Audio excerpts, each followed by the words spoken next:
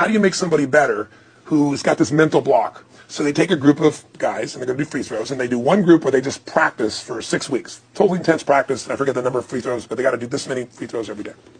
Take a second group, and they have them not practice at all. Obvious. And they take a third group, and they don't let them touch a basketball. All they do is have them practice in their mind, but the key is, it's not practice makes perfect, it's perfect practice makes perfect, as corny as that sounds. So these guys see themselves making the shot every single time, conditioning their mind and body that it's perfect every time. They're not interrupted by a reality that would screw with them. So at the end of 6 weeks, they tally it up, and now they give them a test to see who has the highest free throw percentage, success. What do you guess it's going to be? Well, the obvious person says, obviously, it's not the guys that didn't practice, but which one is it, the mind, or is it the ones that actually practice? I'm assuming the mind. Yeah, you would assume it because it's true. Right. You intuitively know the truth. That practicing is not enough. It's getting yourself so certain so many times that now when you go to do it, there's no hesitancy and you execute. It's having that absolute certainty that makes you tap your full potential, take massive action, get massive results, be reinforced to having stronger belief. This is what makes somebody a star at anything. It's like Jack Nicklaus, the golfer. Yes. He visualized every shot and where it was going, landing right where he wanted it before he ever hit it. Every single time. And what do most golfers do? Time. They just take a practice swing and they kind of hope for the best and point in the right direction and hit it. So I would drive around and I would envision myself holding those types of seminars and teaching people that kind of stuff. And 3 weeks ago, I was teaching a seminar in San Diego, and I was talking about beliefs and envisioning things, and I had to stop. And I shared with the audience, I was like, you're not going to believe this, but I actually used to envision this very moment of me talking to you right now. So it really, really works. Definitely works. Makes a difference, I'd say. I'll tell you what, I worked with Andre Agassi in 1993, I think it was. He'd been #1. He dropped to 32nd in the world. And he was literally ready to quit with no exaggeration. His father was managing him, and he was so angry with his life. And he went through some, I think, wrist surgery at the time, and he's working on his swing. And he was dating Brooke Shields at that point. They weren't married, and not his current marriage, obviously. And so she said, you got to come see Tony. She goes, I don't need motivation. He goes, he's not motivation, man. He's strategy. He'll show you how to make that shift in your head. So he comes. I work with the guy. In the beginning, he's saying, do your magic stuff. Like, oh, yeah, great, thank you. And I said, tell me. And he hit a tennis ball perfectly. And I'm trying to get him in the zone to remember that time, like you visioned, where he was perfect at it.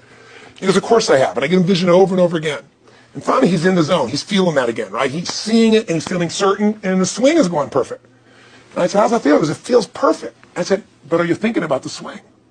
You're not thinking about the swing. You're not thinking about how to do it.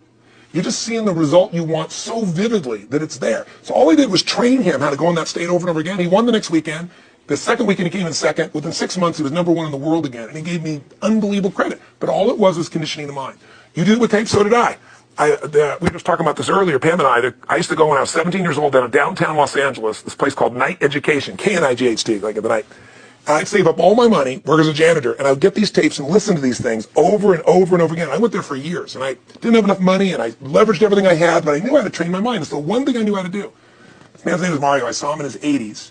He obviously knows how my life turned out, and was very proud of the role he played in that process. He used to tell people the story. This guy's the real thing. He didn't just start out this way. This is how Tony did it. He listened to these tapes. He conditioned himself, right? This is the real stuff. He passed away a few years ago. I'm calling his house, and he passed away, and his daughter was there, and she wanted to share with me that how I touched his life and so forth. But the best thing was, I thought, you know what? I want to get those tapes. I want to get that stuff that conditioned. I want to go back to that moment like you did of, that moment was visualizing, now I'm living it. And she said, he left all this in his will to you. So I have all these tapes now that are from the time when I originally went through, and I'd go to sleep and I had these sleep tapes that conditioned my mind to believe that I could succeed even when I was sleeping, or to build energy in my body. And anybody who wants to succeed has got to know it doesn't just happen. You can buy a product, but you also, with that product, have got to condition yourself. You got to make it a must, and you got to get a ritual. And if you do it, whatever you used to dream about you thought was so huge, you'll just live it. You'll live it like you lived this yesterday, like we're all living the life that we envisioned. Because we had to, and because we played this game with our head. We got the belief to be real by seeing it enough times and feeling it enough times till our brain believed it, and then it made it happen. Which raised the potential, which made us take more action, which got us better results, which raised our beliefs again. That's right. And then that's why the rich get richer and the poor get poorer. So instead of bitching about it, change it. And this is how you change it. It's like a self-fulfilling prophecy. Completely. It's pretty easy to change. Just that one simple exercise was amazing. I'm still like, holy crap, I wonder what else I can do now. But look what most people do. Most people do the opposite of that, right? They get the product, or they think about doing it, and what do they envision? It not working. That's yeah, right. the excuses that so they envision it not working. As soon as they envision it not working, they feel uncertain. As soon as they feel uncertain, how much potential they tap? Little, if anything. And so they send back your product, and they didn't listen to the damn thing. And guess what? What does that do, by the way? they make that as another lousy result in their life. I didn't even follow through on that, and they believe even less. This process is the Holy Grail. It's where the whole game changes, and anybody can do it, and they can do it in a few minutes. And if they do it a few minutes each day, then they get a different life. They do it a few minutes one time, their life changes for the day. We're defined by our rituals. Everybody's got rituals, certain things they do every day. And what we three have in common, and anybody that I know of who has a life that they're living that was once a vision, is we saw it again and again and again, even when it didn't work, even when you lost 100 grand, even when I'm working as a janitor. There's something we would not give up on. And if somebody watching wants to change their life, they got to decide what they won't give up on and then put themselves in the state of momentum by a couple of rituals. That's all.